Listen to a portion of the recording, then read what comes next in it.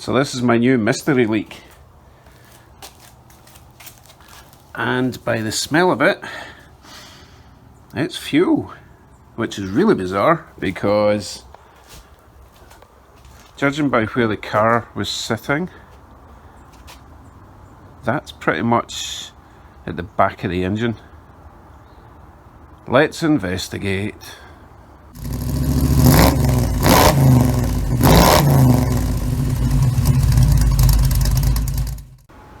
So I've calculated that the leak must be somewhere between where the engine joins the transmission. Now there's nothing under there, there's no fuel under there, so it must be coming from the top. So have a look down here.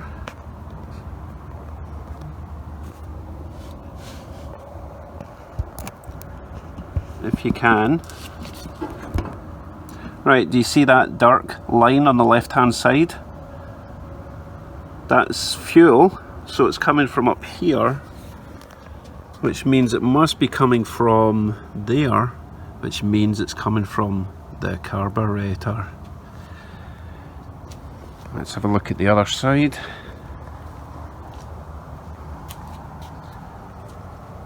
So that would conclude that it's coming from under here.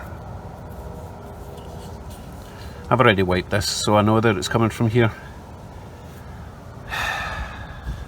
Right folks, I'm done with this Holly carb. I need to save up and get something better, or at least something new. But for now, I will just try tightening up these screws again. Make sure my float level isn't too high. I've got to keep it going until I can afford a decent carb. I have no option. That would also explain why it didn't start very well this morning. I guess all the fuel had just drained out of that side of the float balls. Oh, Monday morning, eh? This is not what I was supposed to be doing today, so. Right, I've adjusted the float levels. That one down a bit, that one down quite a lot actually. When I took that off, it was quite pressurised. So they're both adjusted, that bow's tightened up a little bit. And because I'm an eternal optimist, I'm hoping that solved the problem. Probably not, but it means I can go on with what I'm supposed to be doing today, which is floor work. Right, let's get the seats out, steering wheel out and everything else. I'm going to bang my head in. Alright, let me show you what I'm going to attempt to do today.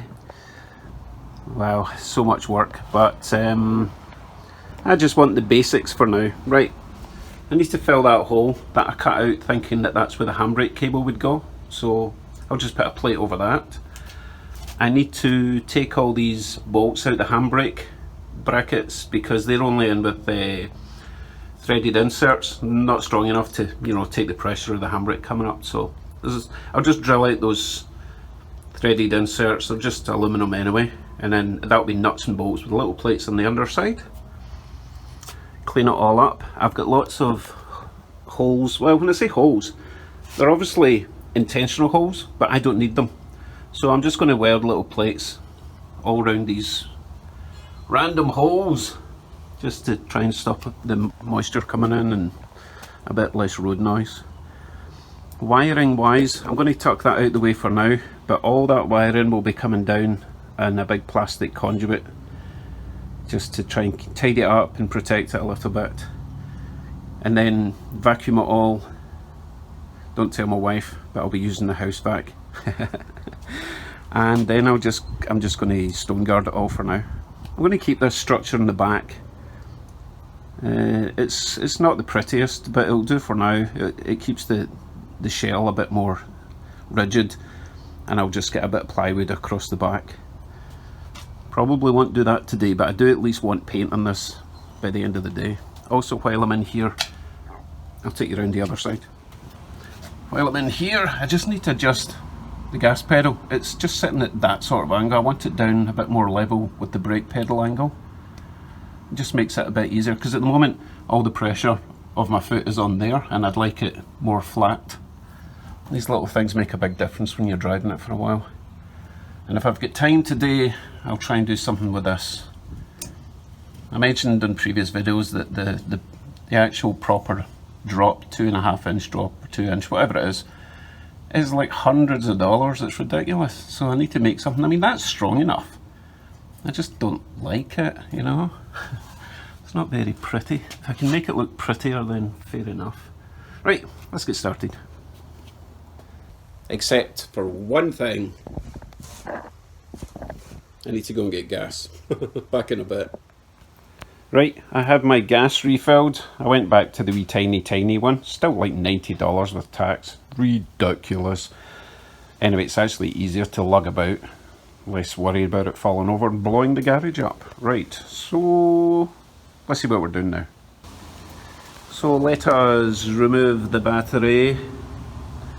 Pull all this wiring out the way. And cut lots of little metal sections to fill those holes.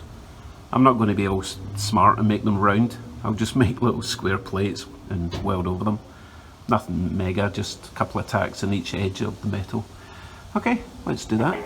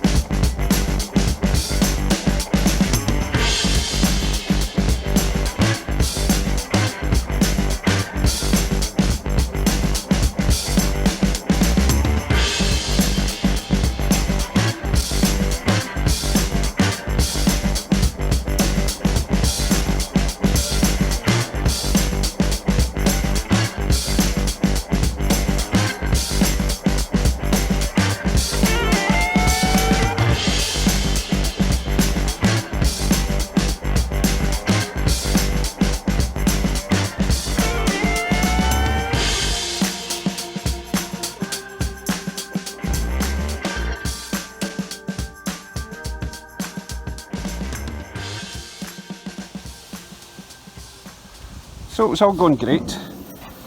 Got all my little plates welded in, cleaned it up. It's still to vacuum it, and then I thought, you know what, while I'm in here I should really brace this support bracket, support lifter, this thing. The thing it attaches to, because it's quite a powerful thing, quite a powerful, what's it called, hydraulic pusher. Anyway, it was pushing the bracket down, so I was supporting that. Then I realised that the hinge wasn't quite right, so I tried bending that, ended up destroying it. Had to fix that, so that was 2 hours ago. Right, let's get some paint on this floor. I think it's going to rain soon.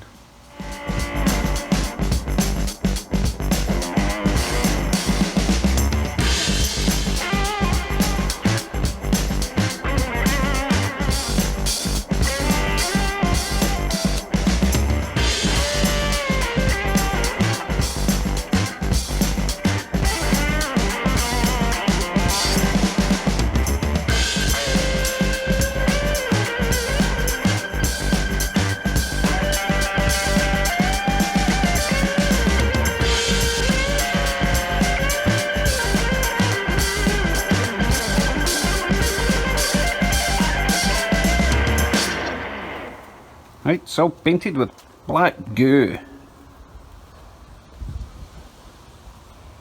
It's very shiny. I've got a feeling this stuff's going to take a while to dry. So hopefully the rain will stay off long enough.